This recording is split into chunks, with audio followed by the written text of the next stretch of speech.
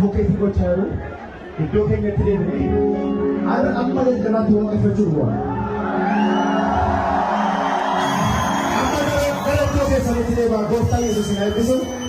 As jedhaati ijoollee bakka hin jenne iddoo keessanitti deebi'a.